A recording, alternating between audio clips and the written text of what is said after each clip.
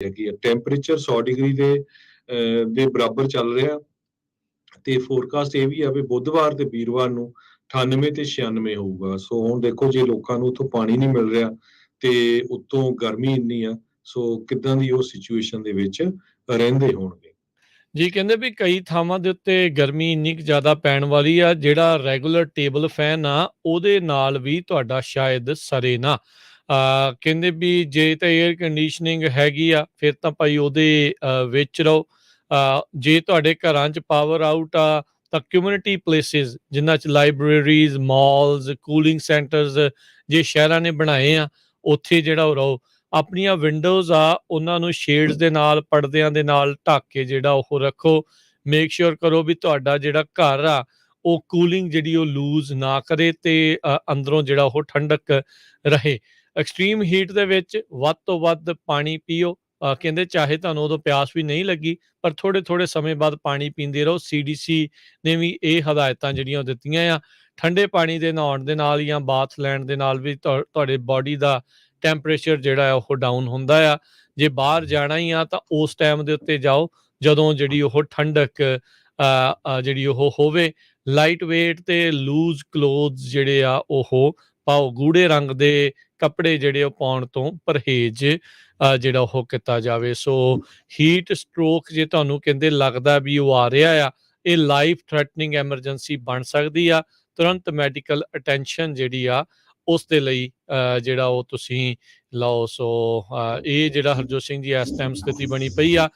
ਇਸ ਮੌਕੇ ਜਦੋਂ ਆਪਾਂ ਗੱਲ ਕਰ ਰਹੇ ਹਾਂ 7 ਸੂਬਿਆਂ ਦੇ ਵਿੱਚ ਤਕਰੀਬਨ 5 ਲੱਖ ਅਜਿਹੇ ਕਸਟਮਰ ਪਰਿਵਾਰ ਅਜਿਹੇ ਨੇ ਜਿਹੜੇ ਬਿਜਲੀ ਤੋਂ ਬਗੈਰ ਚੱਲ ਰਹੇ ਆ। ਸੋ ਸਭ ਤੋਂ ਵੱਧ ਓਹਾਇਓ ਦੇ ਵਿੱਚ 3 ਲੱਖ ਤੋਂ ਵੱਧ ਲੋਕ ਬਿਜਲੀ ਤੋਂ ਬਗੈਰ ਐਸੇ ਨੇ। ਪਾਵਰ ਆਊਟੇਜ ਦਾ ਸਾਹਮਣਾ ਜਿਹੜਾ ਉਹ ਕਰਨਾ ਪੈ ਰਿਹਾ ਆ।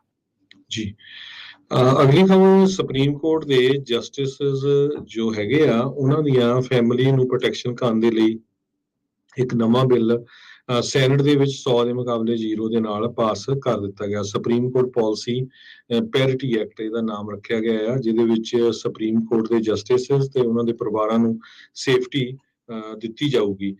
ਪਿਛਲੇ ਦਿਨਾਂ ਦੇ ਵਿੱਚ ਇੱਕ ਕੈਲੀਫੋਰਨੀਆ ਦਾ ਬੰਦਾ ਫੜਿਆ ਗਿਆ ਸੀ ਜਸਟਿਸ ਬ੍ਰੈਟ ਕੈਵਨੋ ਨੂੰ ਮਾਰਨ ਦੀ ਕੋਸ਼ਿਸ਼ ਦੇ ਵਿੱਚ। ਕਹਿੰਦੇ ਵੀ ਉਸਨੇ ਉਸਨੂੰ ਮਾਰਨਾ ਸੀਗਾ। ਸੋ ਉਸ ਤੋਂ ਬਾਅਦ ਇਹ ਬਿੱਲ ਦੇ ਉੱਤੇ ਵਰਕਆਊਟ ਹੋਇਆ। ਕਾਂਗਰਸ ਦੇ ਵਿੱਚ 27 ਜਣਿਆਂ ਨੇ ਵੋਟ ਉਲਟ ਪਾਈ ਆ। ਮੈਜੋਰਟੀ 'ਚ ਉਹ ਡੈਮੋਕ੍ਰੇਟ ਸੀ ਪਰ ਬਾਕੀ ਦੇ ਸਾਰੇ ਡੈਮੋਕ੍ਰੇਟਸ ਨੇ ਹੱਕ ਦੇ ਵਿੱਚ ਪਾਈ ਆ। ਹਾਊਸ ਦੇ ਵਿੱਚ 396 ਹੱਕ 'ਚ ਤੇ 27 ਅਗੇਂਸਟ ਗਈਆਂ। ਸੈਨੇਟ ਦੇ ਵਿੱਚ 100 ਹੱਕ ਦੇ ਵਿੱਚ ਤੇ 0 ਅਗੇਂਸਟ ਗਈ ਆ। ਹੁਣ ਇਹ ਬਿੱਲ ਪ੍ਰੈਜ਼ੀਡੈਂਟ ਬਾਈਡਨ ਉਹਨਾਂ ਦੇ ਡੈਸਕ ਦੇ ਉੱਤੇ ਜਾਊਗਾ, ਜਿਹਦੇ ਮੁਤਾਬਕ 24 ਆਵਰ ਪ੍ਰੋਟੈਕਸ਼ਨ ਸੁਪਰੀਮ ਕੋਰਟ ਦੇ ਜਸਟਿਸਿਸ ਤੇ ਉਹਨਾਂ ਦੇ ਪਰਿਵਾਰਾਂ ਦੀ ਹੋਊਗੀ। ਹਾਊਸ ਨੇ ਵੀ ਬਿੱਲ ਪਾਸ ਕਰ ਦਿੱਤਾ ਹੈ ਤੇ ਹੁਣ ਦੇਖਦੇ ਹਾਂ ਵੀ ਪ੍ਰੈਜ਼ੀਡੈਂਟ ਜੋ ਬਾਈਡਨ ਹੁਣ ਇਹਨੂੰ ਕਿੰਨੀ ਕੁ ਜਲਦੀ ਸਾਈਨ ਕਰਦੇ ਹੈਗੇ ਆ। ਪਰ ਰਿਪਰੈਜ਼ੈਂਟੇਟਿਵ ਅਲੈਗਜ਼ੈਂਡਰੀਆ ਓਕੇਜ਼ੀਓ ਕੋਰਟਿਸ ਉਹ ਇਸ ਬਿੱਲ ਦੇ ਉਲਟ ਰਹੀ ਆ। ਉਹ ਕਾਫੀ ਇਹਦਾ ਵਿਰੋਧ ਵੀ ਕਰਦੇ ਰਹੇ ਆ। ਇਹਨਾਂ ਨੇ ਮੰਗ ਕੀਤੀ ਸੀ ਵੀ ਜਿਹੜੇ ਬਾਕੀ ਕੋਰਟ ਦੇ EMPLOYEES ਦੇ ਫੈਮਿਲੀਜ਼ ਦੇ ਉਹ ਪਰਿਵਾਰ ਆ ਉਹਨਾਂ ਨੂੰ ਵੀ ਜਿਹੜੀ ਆ ਪ੍ਰੋਟੈਕਸ਼ਨਸ ਇਸ ਦੇ ਵਿੱਚ ਐਡ ਕੀਤੀ ਜਾਵੇ। ਪਰ ਇਸ ਬਿੱਲ ਦੇ ਵਿੱਚ ਉਹ ਐਡੀਸ਼ਨ ਜਿਹੜੀ ਉਹ ਨਹੀਂ ਕੀਤੀ ਗਈ। ਸਿਰਫ ਸੁਪਰੀਮ ਕੋਰਟ ਦੇ ਜਿਹੜੇ ਜਸਟਿਸਿਸ ਦੇ ਉੱਤੇ ਹੀ ਜਿਹੜਾ ਹੋ ਰਿਹਾ ਆ। ਸੋ ਰਿਪਰੈਜ਼ੈਂਟੇਟਿਵ ਟੈਡ ਲਿਊ ਜਿਹੜੇ ਇੱਕ ਡੈਮੋਕ੍ਰੇਟ ਹੈਗੇ ਨੇ ਕੈਲੀਫੋਰਨੀਆ, ਤੇ ਉਹਨਾਂ ਨੇ ਕਿਹਾ ਵੀ ਜਸਟਿਸਿਸ ਜਿਹੜੇ ਆ ਉਹਨਾਂ ਨੇ ਸੰਵਿਧਾਨ ਨੂੰ ਦੇਖਦੇ ਹੋਏ ਲਾ ਨੂੰ ਅਪਲਾਈ ਕਰਨਾ ਆ। ਫੈਕਟਸ ਜਿਹੜੇ ਹੁੰਦੇ ਉਹਨਾਂ ਦੇ ਕੇਸ ਦੇ ਸੰਬੰਧ ਦੇ ਵਿੱਚ ਕਹਿੰਦੇ ਵੀ ਇਹ ਜ਼ਰੂਰੀ ਆ ਵੀ ਜਿਹੜੇ ਜਸਟਿਸਿਸ ਆ ਉਹਨਾਂ ਨੂੰ ਕਿਸੇ ਵੀ ਹਿੰਸਾ ਤੋਂ, ਫਿਜ਼ੀਕਲ ਇੰਟੀਮੀਡੇਸ਼ਨ ਤੋਂ ਪਰੇ ਜਿਹੜਾ ਉਹ ਰੱਖਿਆ ਜਾਵੇ ਤਾਂ ਜੋ ਆਜ਼ਾਦੀ ਦੇ ਨਾਲ ਆਪਣੇ ਡਿਸੀਜਨ ਆ ਉਹ ਬਣਾ ਸਕਣ। ਸੋ ਇਹ ਬਿੱਲ ਕਹਿੰਦੇ ਵੀ ਬਹੁਤ ਜ਼ਰੂਰੀ ਸੀਗਾ ਇਹਨਾਂ ਨੂੰ ਸੁਰੱਖਿਅਤ ਜਿਹੜਾ ਆ ਉਹ ਮਹਿਸੂਸ ਕਰਾਉਣ ਦੇ ਲਈ। ਸੋ ਸੈਨੇਟ ਦੇ ਵਿੱਚ ਸਰਬਸੰਮਤੀ ਦੇ ਨਾਲ ਤੇ 27 ਜਿਹੜੇ ਡੈਮੋਕ੍ਰੇਟਸ ਆ ਉਹਨਾਂ ਨੇ ਇਸ ਬਿੱਲ ਦੇ ਉਲਟ ਜਿਹੜੀ ਵੋਟ ਪਾਈ ਆ ਜਿਹੜੀ ਆ ਹਾਊਸ ਦੇ ਵਿੱਚ। ਤੇ ਜਿੱਦਾਂ ਤੁਸੀਂ ਕਿਹਾ ਵੀ ਹੁਣ ਪ੍ਰੈਜ਼ੀਡੈਂਟ ਬਾਈਡਨ ਦੇ ਕੋਲ ਜਿਹੜਾ ਉਹ ਪਹੁੰਚ ਚੁੱਕਾ ਆ ਤੇ ਦੇਖੋ ਇਹ ਹੁਣ ਕਦੋਂ ਸਾਈਨ ਕਰਕੇ ਅੱਗੇ ਜਿਹੜਾ ਇਸ ਨੂੰ ਕਾਨੂੰਨ ਉਹ ਬਣਾ ਦਿੰਦੇ ਨੇ। ਅਗਲੀ ਜਿਹੜੀ ਹਰਜੋਤ ਸਿੰਘ ਜੀ ਗੱਲ ਕਰਦੇ ਜਾਈਏ, ਜਿਹੜੇ ਸਟਾਕ ਨੂੰ ਲੈ ਕੇ, ਇਕੋਨਮੀ ਨੂੰ ਲੈ ਕੇ ਕਾਫੀ ਜਿਹੜਾ ਇਸ ਟਾਈਮ ਰੌਲਾ ਰੱਪਾ ਪੈ ਰਿਹਾ ਆ। ਬੈਂਕ ਆਫ ਅਮਰੀਕਾ ਨੇ ਅੱਜ ਇਹ ਐਲਾਨ ਕੀਤਾ ਵੀ ਜਿਹੜਾ S&P 500 ਆ ਉਹ ਬੇਅਰ ਮਾਰਕੀਟ ਦੇ ਵਿੱਚ ਯਾਨੀ ਕਿ ਗਿਰਾਵਟ ਦੇ ਅਜਿਹੀ ਮਾਰਕੀਟ ਦੇ ਵਿੱਚ ਪਹੁੰਚ ਚੁੱਕਾ ਆ ਜਿੱਥੇ ਨੁਕਸਾਨ ਜਿਹੜਾ ਆ ਉਹ ਜ਼ਿਆਦਾ ਹੋਊਗਾ। ਸੋ ਕਹਿੰਦੇ ਵੀ ਉਹਨਾਂ ਲੋਕਾਂ ਦੇ ਲਈ ਹੋਰ ਵੀ ਜ਼ਿਆਦਾ ਮਿਜ਼ਰੀ ਜਿਹੜੀ ਉਹ ਅੱਗੇ ਆ ਸਕਦੀ ਆ। ਬੈਂਕ ਆਫ ਅਮਰੀਕਾ ਨੇ ਕਈ ਜਿਹੜੇ ਰੀਜ਼ਨ ਆ ਉਸ ਦੇ ਵਿੱਚ ਲਿਸਟ ਕੀਤੇ ਸਟਾਕ ਪ੍ਰਾਈਸਿਸ ਦੇ ਜਿਹੜੇ ਡਾਊਨਸਾਈਡ ਦੇ ਲਈ। ਜਿਹੜਾ ਇਨਫਲੇਸ਼ਨ ਆ ਉਹ ਕਹਿੰਦੇ ਲਗਾਤਾਰ ਇਸ ਦੇ ਵਿੱਚ ਵੱਧ ਰਹੀ ਹੈਗੀ ਆ। ਸੋ ਕਹਿੰਦੇ ਵੀ ਅਜੇ ਹੋਰ 14% ਡਿੱਗ ਸਕਦਾ ਆ ਨਵੰਬਰ ਤੱਕ। ਕਹਿੰਦੇ ਵੀ ਮੇ ਵੀ SIG ਦੇ ਜਿਹੜੇ ਕ੍ਰਿਸ ਮਰਫੀ ਆ ਉਹਨਾਂ ਨੇ ਇਹ ਆਖਿਆ ਆ ਵੀ ਨਵੰਬਰ ਤੱਕ ਅਜੇ ਇਸ ਦੀ ਗਿਰਾਵਟ ਦਾ ਦੌਰ ਜਿਹੜਾ ਆ ਉਹ ਜਾਰੀ ਰਹੇਗਾ। ਸੋ ਇਹ ਹੁਣ ਇਨਵੈਸਟਰਸ ਨੂੰ ਵੀ ਜਿਹੜਾ ਹਰਜੋਤ ਸਿੰਘ ਜੀ ਪੂਰਾ ਇੱਕ ਹਿਸਾਬ ਦੇ ਨਾਲ ਡਰਾ ਰਹੇ ਆ। ਡਰ ਜਿਹੜਾ ਉਹਨਾਂ ਦੇ ਵਿੱਚ ਫੈਲ ਰਿਹਾ ਆ ਤੇ ਆਪਾਂ ਦੇਖ ਹੀ ਰਹੇ ਹਾਂ ਵੀ ਪਿਛਲੇ ਕਈ ਦਿਨਾਂ ਤੋਂ ਲਗਾਤਾਰ ਮਾਰਕੀਟ ਨੇ ਥੱਲੇ ਵੱਲ ਨੂੰ ਰੁੱਖ ਕੀਤਾ ਹੋਇਆ। ਕੱਲ ਨੂੰ ਫੈਡਰਲ ਰਿਜ਼ਰਵ ਦੀ ਮੀਟਿੰਗ ਸ਼ੁਰੂ ਹੋਣੀ ਆ ਤੇ 2 ਦਿਨਾਂ ਦੇ ਵਿੱਚ 75 ਬੇਸਿਸ ਪੁਆਇੰਟ ਦੀ ਚਰਚਾ ਆਲਰੇਡੀ ਸ਼ੁਰੂ ਹੋ ਚੁੱਕੀ ਆ। 50 ਬੇਸਿਸ ਪੁਆਇੰਟ ਤਾਂ ਐਕਸਪੈਕਟਡ ਹੀ ਸੀਗਾ। ਹੁਣ ਕਹਿੰਦੇ ਵੀ 50 ਤੋਂ ਵਧਾ ਕੇ ਮੇ ਵੀ 75 ਬੇਸਿਸ ਪੁਆਇੰਟ ਜਿਹੜੇ ਇੰਟਰਸਟ ਰੇਟ ਆ ਉਹ ਜਿਹੜਾ ਉਹ ਵਧਾ ਦਿੱਤਾ ਜਾਵੇ। ਇਸ ਤੋਂ ਬਾਅਦ ਅਗਲੇ ਮਹੀਨੇ ਇੱਕ ਹੋਰ ਰੇਟ ਹਾਈਕ ਜਿਹੜੀ ਉਹ ਹੋ ਸਕਦੀ ਆ। ਜੀ ਬਿਲਕੁਲ। ਸਟਾਕ ਮਾਰਕੀਟ ਜਿਸ ਹਿਸਾਬ ਨਾਲ ਥੱਲੇ ਨੂੰ ਜਾ ਰਹੀ ਆ ਇਹਦੇ ਨਾਲ ਰਿਸੈਸ਼ਨ ਬਹੁਤ ਜਲਦੀ ਆ ਸਕਦਾ। ਅਮਰੀਕਾ ਦੇ 3 ਅਮੀਰ ਬੰਦੇ ਐਲੋਨ ਮਸਕ ਟੈਸਲਾ ਵਾਲੇ, ਮਾਰਕ ਜ਼ਕਰਬਰਗ ਫੇਸਬੁੱਕ ਵਾਲੇ ਤੇ ਐਮਾਜ਼ੋਨ ਵਾਲੇ, ਇਹਨਾਂ ਤਿੰਨਾਂ ਦੇ ਰਲ ਕੇ $64 ਬਿਲੀਅਨ ਪਿਛਲੇ ਹਫ਼ਤੇ ਦੇ ਵਿੱਚ ਲੂਜ਼ ਕੀਤਾ ਆ ਜਦੋਂ ਸਟਾਕ ਮਾਰਕੀਟ ਥੱਲੇ ਗਈ ਹੈਗੀ ਆ। ਸੋ ਸਿਚੁਏਸ਼ਨ ਕਾਫੀ ਗ੍ਰਿਮ ਹੈਗੀ ਆ। ਸੋ ਇਹ ਤਾਂ ਅਮੀਰ ਬੰਦੇ ਆ ਜਿਹੜੇ ਬਿਲੀਅਨਸ ਡਾਲਰ ਆ, ਪਰ ਜਿਹੜੇ ਆਮ ਬੰਦੇ ਜੇ ਕਿਸੇ ਨੇ 10,000 20,000 40,000 ਕਿਸੇ ਨੇ ਬਿਟਕੋਇਨ ਲਿਆ ਸੀ, ਕਿਸੇ ਨੇ ਸਟਾਕ ਲਏ ਸੀ, ਉਹਨਾਂ ਦਾ ਇਸ ਟਾਈਮ ਜਾਂ ਜਿਨ੍ਹਾਂ ਨੇ ਰਿਟਾਇਰਮੈਂਟ ਅਕਾਊਂਟ 401k ਵਗੈਰਾ ਆ ਉਹਨਾਂ ਦਾ ਬਹੁਤ ਬੁਰਾ ਹਾਲ ਹੈਗਾ। ਤੇ ਅਗਲੀ ਖਬਰ ਵੱਲ ਚੱਲੀਏ। ਕੈਲੀਫੋਰਨੀਆ ਦੇ ਵਿੱਚ ਸਭ ਤੋਂ ਵੱਡੀ ਪੋਰਕ ਪੈਕਰ ਕੰਪਨੀ, ਸੂਰਾਂ ਨੂੰ ਦਾ ਮਾਸ ਪੈਕ ਕਰਨ ਵਾਲੀ ਕੰਪਨੀ, ਉਹ ਛੱਡ ਕੇ ਕੈਲੀਫੋਰਨੀਆ ਨੂੰ ਜਾ ਰਹੀ ਹੈਗੀ ਆ। ਸਮਿਥਫੀਲਡ ਫੂਡਸ ਇਨਕਾਰਪੋਰੇਸ਼ਨ ਇਹਨਾਂ ਨੇ ਅੱਜ ਅਨਾਉਂਸ ਕੀਤਾ ਹੈ ਕਿ ਉਹ ਵਰਨਨ ਕੈਲੀਫੋਰਨੀਆ ਦੀ ਜੋ ਉਹਨਾਂ ਦੀ ਫੈਸਿਲਿਟੀ ਆ ਉਹ ਬੰਦ ਕਰਨ ਜਾ ਰਹੇ ਹੈਗੇ ਆ। ਇਹ 2 ਗਰੁੱਪਾਂ ਨੇ ਇੱਕ ਬਰੀਫ ਵੀ ਫਾਈਲ ਕੀਤੀ ਸੀ US ਸੁਪਰੀਮ ਕੋਰਟ ਦੇ ਵਿੱਚ।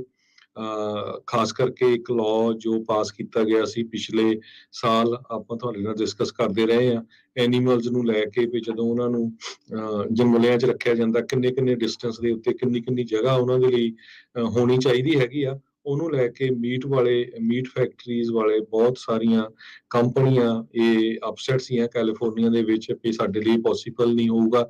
Farm animal confinement proposition number 12 ਇਹ ਬੜੀ ਓਵਰਵੈਲਮਿੰਗਲੀ ਪਾਸ ਹੋਈ ਸੀ 2018 ਚ ਤੇ ਇਸ ਨੂੰ ਹੁਣ ਲਾਗੂ ਕੀਤਾ ਗਿਆ ਸੀ। ਸੋ ਇਹ ਸਾਰਾ ਕੁਝ ਦੇਖਦੇ ਹੋਏ ਇਹ ਕੰਪਨੀ ਵੀ ਹੁਣ ਕੈਲੀਫੋਰਨੀਆ ਤੋਂ ਬਾਹਰ ਜਾ ਰਹੀ ਆ। ਕਾਫੀ ਵੱਡੀ ਕੰਪਨੀ ਹੈਗੀ ਆ। 1936 ਦੇ ਵਿੱਚ ਸਟਾਰਟ ਹੋਈ ਸੀ। 60,000 ਦੇ ਕਰੀਬ ਗਲੋਬਲੀ ਇਹਨਾਂ ਦੇ EMPLOYE ਹੈਗੇ ਆ। 40,000 ਵਿਦਿਨ USA ਦੇ ਵਿੱਚ ਹੈਗੇ ਆ। ਆਈਡਾਹੋ ਦੇ ਪੁਲਿਸ ਅਫਸਰਾਂ ਨੂੰ ਮੌਤ ਦੀਆਂ ਧਮਕੀਆਂ ਕਹਿੰਦੇ ਮਿਲ ਰਹੀਆਂ ਜਿਨ੍ਹਾਂ ਨੇ ਚਿੱਟੇ ਮੂਲ ਦੇ ਅੱਤਵਾਦੀਆਂ ਨੂੰ ਜਿਹੜਾ ਉਹ ਫੜਿਆ ਸੀਗਾ।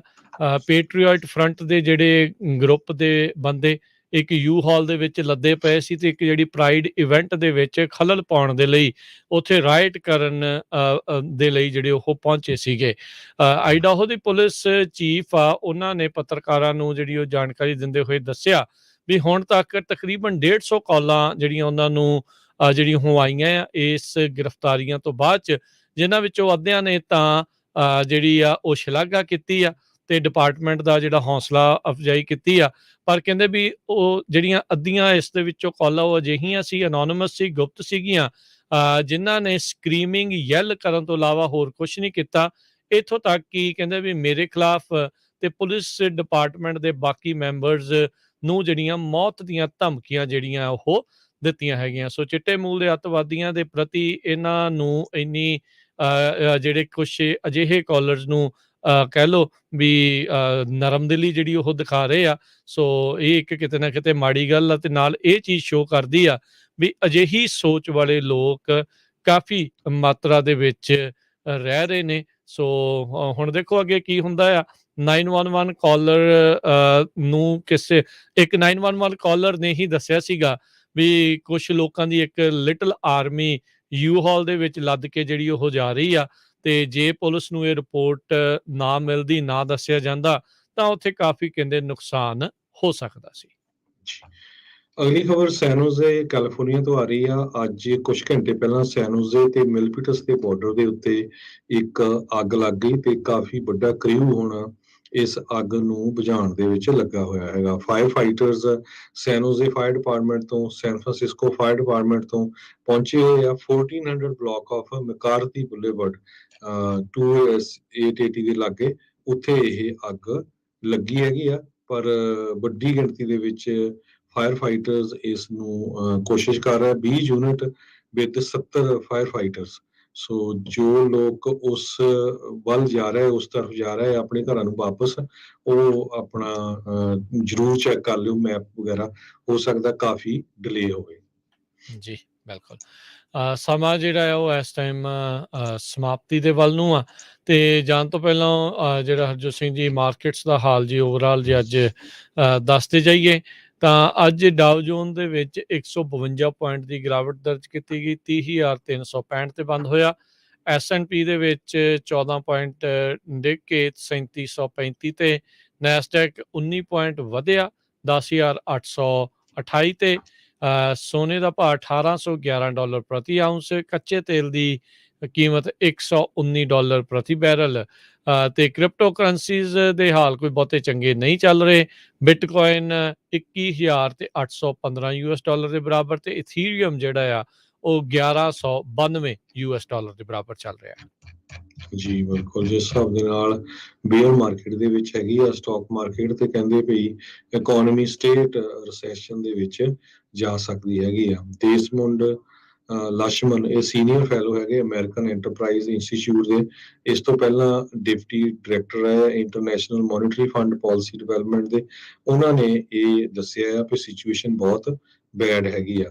ਇਕੋਨੋਮਿਸਟ ਪੌਲ ਸੈਮੂਅਲਸਨ ਉਹਨਾਂ ਨੇ ਵੀ ਕਿਹਾ ਕਿ ਸਟਾਕ ਮਾਰਕੀਟ ਹੀ ਪ੍ਰੈਡਿਕਟ ਕਰਦੀ ਹੈ ਰਿਸੈਸ਼ਨ ਆਊਗਾ ਕਿ ਨਹੀਂ। ਪਿਛਲੇ 9 ਦੇ ਵਿੱਚੋਂ 5 ਰਿਸੈਸ਼ਨ ਸਟਾਕ ਮਾਰਕੀਟ ਦੇ ਨਾਲ ਉਹਨਾਂ ਦੀ ਪ੍ਰੈਡਿਕਸ਼ਨ ਹੋ ਗਈ ਸੀ ਕਿ ਹੁਣ ਰਿਸੈਸ਼ਨ ਆ ਰਿਹਾ ਹੈਗਾ ਆ। ਇਸੇ ਤਰ੍ਹਾਂ ਡਾਲਰ ਸਟਰੋਂਗ ਹੁੰਦਾ ਜਾ ਰਿਹਾ ਬਾਕੀ ਕਰੰਸੀਆਂ ਦੇ ਮੁਕਾਬਲੇ। ਇੱਕ US ਡਾਲਰ ਦੇ ਬਰਾਬਰ ਇੰਡੀਆ ਦੇ 77 ਰੁਪਏ ਤੇ 99 ਪੈਸੇ ਰਹੇ ਅੱਜ। ਇੱਕ US ਡਾਲਰ ਦੇ ਬਰਾਬਰ ਕੈਨੇਡਾ ਦੇ $1 ਤੇ 29 ਸੈਂਟ।